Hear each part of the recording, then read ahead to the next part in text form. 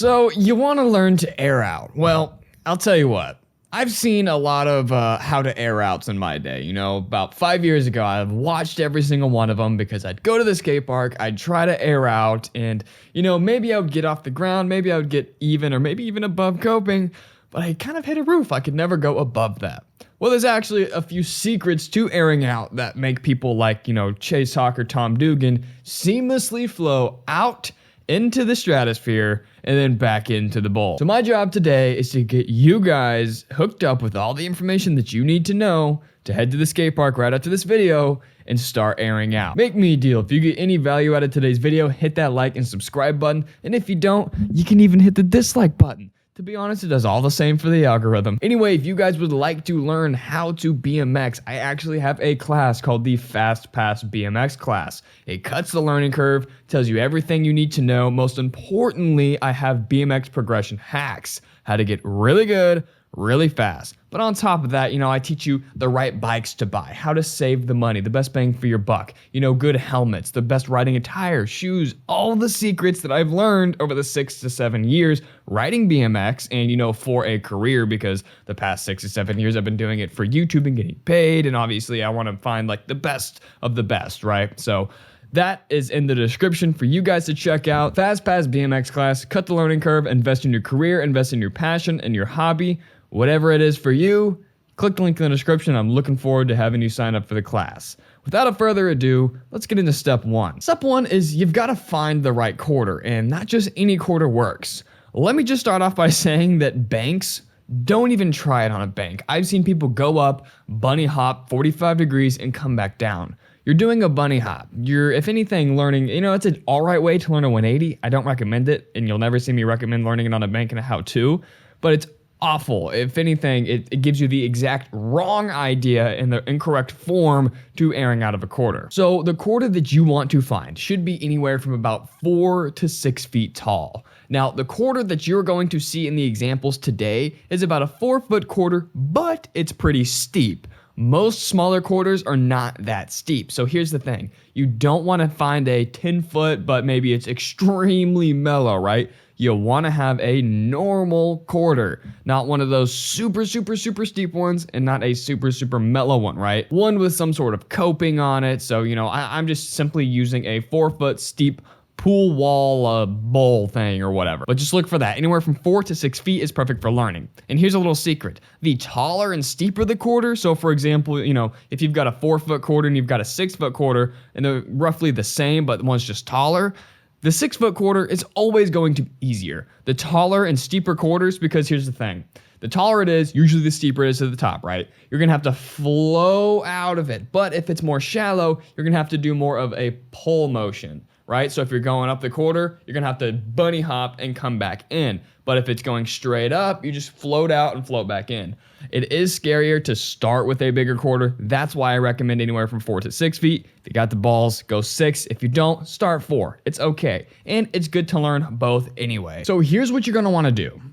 You're gonna wanna start inside the bowl or just drop into a ramp, whatever. But you're gonna wanna get less speed than you normally would if you're going to fly out maybe onto the deck, right? So I like to start by carving around, slowly working my way up higher and higher. And the air is not going to be straight up and down, and the area won't be totally sideways. It's going to be a nice 45-degree arc. Start by slowly building up your momentum. Slowly, until you're more and more comfortable.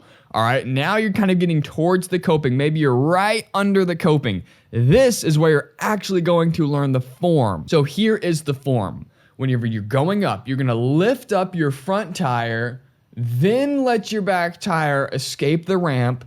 You're gonna come back in and you're gonna land front tire first and then let your back tire land. So basically you wanna get as close as humanly possible to casing both tires out and in to the ramp. Now, sometimes that's really hard to do whenever you're boosting a quarter. You know, maybe you're 5 feet in the air. You don't want to have your coping right here and your front tire come in right here, right? If I'm boosting a quarter, I usually land a little bit flat just to kind of give myself a little safety net, but that's in a different video. So if you take a look at the video right here, you can see that my front tire leaves, then my back tire leaves. My front tire comes back, my back tire comes back. Now, the idea is you want both tires to pop off of the coping, right? So when I'm teaching people to do this, I say you cannot pull up and finish the bunny hop until that back tire leaves.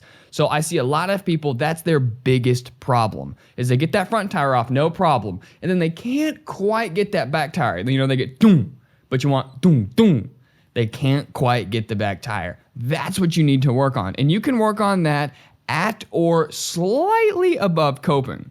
But here's the thing, once you've unlocked that form, front tire, back tire, front tire, back tire, once you have that form, even if it's only a couple inches off, that's everything you need to know. That is the exact form. Because a lot of people, they'll do the both tire jump or whatever, they'll do that weird little bunny hop, and they'll do it halfway up the quarter. You want to use 100% of the quarter, because if you're not going as vertical as possible, you're not going to go as high as possible. So don't do the double tire weird thing halfway up the quarter. You want, here, I'll throw an example. Here is what most people do, and it is wrong.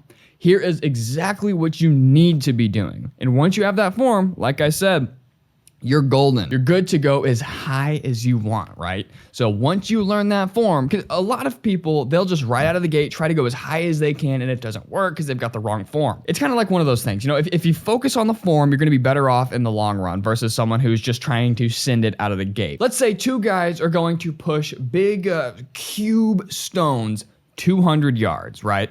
And let's say dude number one has pushed it 135 yards. So he's, you know, over halfway there. But the second guy, he hasn't moved an inch. Instead of moving the cube, he has spent his time chiseling out that cube into a sphere. So that cube is turned into a sphere that he can now roll. So guy number one has now made it to 145 yards, but guy number two is already finished, right? He spent his time preparing, and then when it comes to learning the trick, he learned it exponentially and better than everybody else, right? So kind of use that analogy, that metaphor, as a great rule for learning BMX tricks. That's why my how-tos are so in-depth. I like people to spend time learning how the trick actually works and how to do it right, so you don't waste your time doing nonsense, right? Because I've seen people air out the wrong way for 3 years with nobody to tell them how to do it right, and they have not gained any height off the coping in 3 years. And I told that same person how to do it the right way. Now he's airing out like nothing, right? So imagine if he learned that from day one and he was over those 3 years actually going higher and higher and higher. So that's kind of the point I'm trying to get across. Anyway, if you gained any value out of today's video,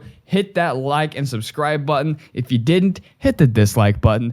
Don't just click out of the video. You know, if you hate me, let me know in the comments below and hit the dislike button. Please, it helps the algorithm. Anyway, guys, if you would like to learn how to get really good, really fast, and cut the learning curve, click the link in the description, sign up for the FastPass BMX class. I'm really looking forward to having you there, and I will see you in the next video.